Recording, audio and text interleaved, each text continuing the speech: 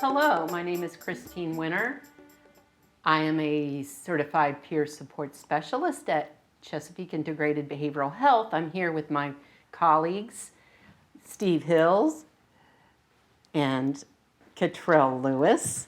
They are also peer support specialists certified at Chesapeake Integrated Behavioral Health. And today we are continuing our talk about Recovery Life, and today's topic is innovation. So we'll start off with Steve. Steve, what would you like to say about innovation? Well, innovation in its definition is basically just doing something new, doing something different, right? Exactly. Doing something that hasn't been tried before. And really we see that with the field of peer recovery services itself. You know, that in itself, peer recovery services is innovative. You know, that just these new ideas that a non-clinical service could be effective, that people could actually talk about their mental health or substance use issues and use that in a way that can connect with others, and that can be incredibly effective. At the time, that was an almost unheard of idea, and you know, I mean, sometimes was ridiculed, sometimes was misunderstood, but we've seen time and again, both through research and anecdotally, just how effective peer recovery services is. Yes, and peers have always brought fresh ideas to and new approaches to situations. One example early on is with Narcotics Anonymous and Alcoholics Anonymous, and there's two peer-led groups, and that shows our innovative thinking. Right. And we've also had other groups besides NA and AA on more of the mental health side. We've had groups like NAMI Connections. Absolutely. And those are all peer run, most definitely, Right. and really important to remember and mention here.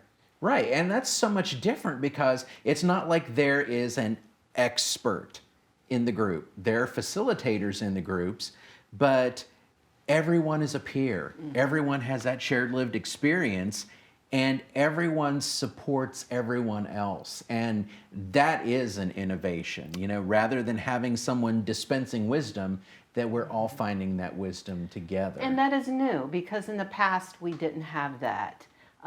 So it's evolved over time where peers have become more involved with like groups as we just mentioned. Right, and in addition to NA and AA and NAMI Connections, we have things like WRAP, which is Wellness Recovery Action Plan, that really, again, does something very innovative by saying staying in a hospital isn't necessarily what's going to be helpful. That's not where recovery comes from, and that it's more than just getting to the baseline and managing symptoms, but it's really about taking these 5 key concepts of WRAP, you know, hope that we can get well and stay well for long periods of time, personal responsibility, that we can take responsibility for our own recovery and achieve it. Education, where we can learn about our mental illness, our substance use, but also our wellness.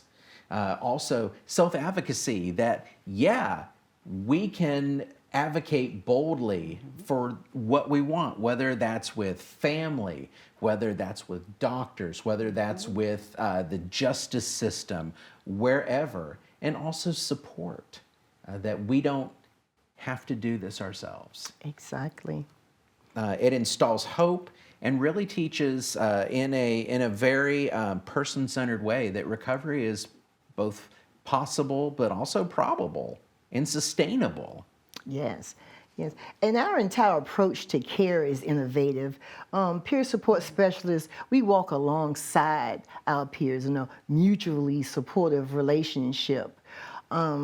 And our approach is innovative to care because we always use person-centered language. You know, and the other groups that we have, WHAM, Whole Health Action Management, teaching peers skills to better manage their chronic illnesses and behavioral health challenges. Peers learn how to navigate their illnesses, and they learn mind-body resiliency and how to set goals for their entire health, the whole person, not just the illness. Right. So there are multiple pathways to recovery, and we have gone over quite a few, and many of these are peer-run. We are champions of innovation because we advocate. And another example, peer respite centers. Steve, did you have anything to say about that? Yeah, even with peer respite centers, peers in different states are starting those, which are basically non-clinical diversions from hospitalization. And so what we see is saying in a crisis, maybe being locked in a hospital and made to attend things and having your shoelaces taken away from you isn't always the best approach in situations where maybe we don't need a rapid med adjustment. Maybe we don't need that level of protection and safety, but there are other ways where you can stay as a guest. You can go out into the community and find the recovery that's there. And I wanted to add real quick that Chesapeake Integrated Behavioral Health is going to be soon opening a crisis receiving center, which will be a boon to the community. It will be a place where people can go. A peer will be there, at least one peer. And it'll be good for those that are heading into possible crisis. Right. As again, we're saying hospitalization isn't always the only way, and that's very innovative. And that is going to have a mix of clinical and non-clinical. I think we even see that in when we work one-on-one with people, don't we? We do. Even the plans, the recovery, resiliency, and wellness plans Yes. that we do with people, where it's all about them identifying their goals. Yes. And we never come in and say, this is what you should do. Yes, that personal choice to the services, what you want or what you don't want to do is paramount. And also, peers are champions of innovation because we advocate for such services as warm lines and recovery houses to get these services better available for people. Right. There are really so many more. They and are, it's just they are. increasing. Yes. Right. And peers just keep on innovating. Yes, we do. And it's an exciting time. I know we've said this in prior programs, but it's really an exciting time to be a peer recovery specialist. Yes. And to give peer support, and also to be engaged in peer support and receiving peer support. Yes. And a big part of it is hope. Yes. Yes, it starts with hope.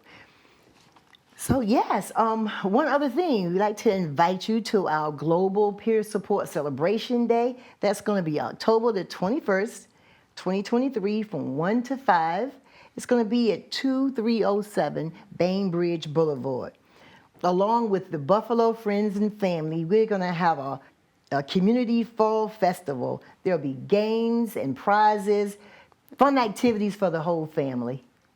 And yeah, and again, really just saying, you know, a lot of peer support and the innovation of peer support is finding those creative partnerships. Yes. With community organizations, with different options, really to realize that, again, one size doesn't fit all, and to help people have what they need.